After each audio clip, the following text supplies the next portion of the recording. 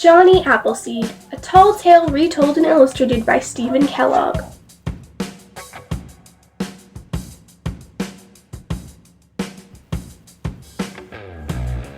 Love to my friends Lenny, Margaret, and their wonderful family Lenny and Leah. John Chapman, who later became known as Johnny Appleseed, was born on September 26, 1774, when the apples on the trees surrounding his home in Leominster, Massachusetts, were as red as the autumn leaves. John's first years were hard. His father left the family to fight in the Revolutionary War, and his mother and baby brother both died before his second birthday. By the time John turned 6, his father had remarried and settled in Longmeadow, Massachusetts. Within a decade, their little house was overflowing with 10 more children. Nearby was an apple orchard. Like most early American families, the Chapmans picked their apples in the fall, stored them in the cellar for winter eating, and used them to make sauces, cider, vinegar, and apple butter. John loved to watch the spring blossoms slowly turn into the glowing fruit of autumn. Watching the apples grow inspired John in a love of all things of nature. He often escaped from his boisterous household to the tranquil woods. The animals sensed his gentleness and trusted him. As soon as John was old enough to leave home, he set out to explore the vast wilderness to the west. When he reached the Allegheny Mountains, he cleared a plot of land and planted a small orchard with the pouch of apple seeds he carried with him. John walked hundreds of miles through Pennsylvania forest, living like the Indians he befriended on the trail. As he traveled, he cleared the land for many more orchards. He was sure the pioneer families would be arriving before long, and he looked forward to supplying them with apple trees. When a storm struck, he found shelter in a hollow log or built a lean-to. On clear nights, he stretched out under the stars. Over the next few years, John continued to visit and care for his new orchards. The winter slowed him down, but he survived happily on a diet of butternuts. One spring, he met a band of men who boasted that they could lick their weight in wildcats. They were amazed to hear that John wouldn't hurt an animal and had no use for a gun. They challenged John to compete at wrestling, the favorite frontier sport. He suggested a more practical contest, a tree-chopping match. The woodsman eagerly agreed.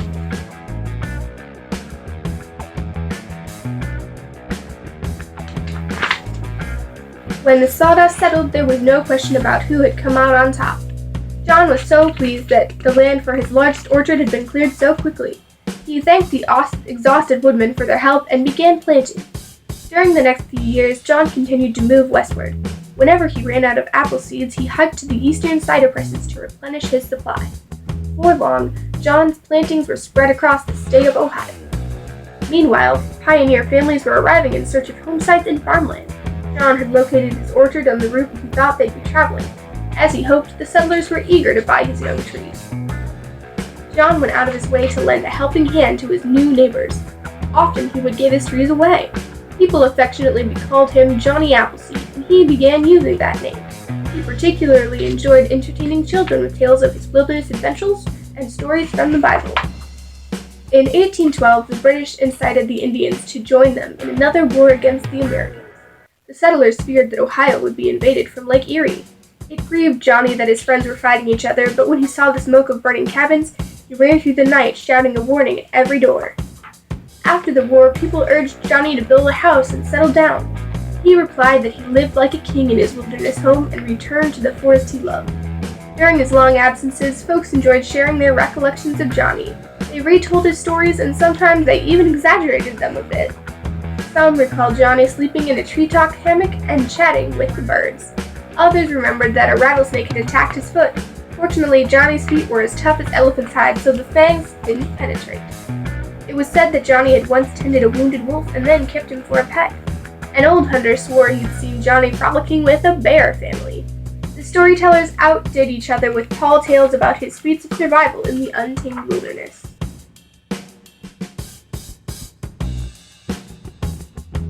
As the years passed, Ohio became too crowded for Johnny. He moved on to the wilds of Indiana, where he continued to clear land for his orchards. When the settlers began arriving, Johnny recognized some of the children who had listened to his stories. Now they had children of their own. It made Johnny's old heart glad when they welcomed him as a beloved friend and asked to hear his tales again. When Johnny passed 70, it became difficult for him to keep up with his work.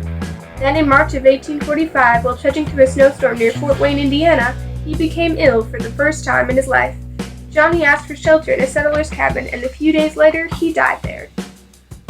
Curiously, Johnny's stories continue to move westward without him. Folks maintained that they'd seen him in Illinois or that he greeted them in Missouri, Arkansas, or Texas. Others would say he planted trees on the slopes of the Rocky Mountains or in California's distant valleys. Even today, people still claim they've seen Johnny Appleseed. The end.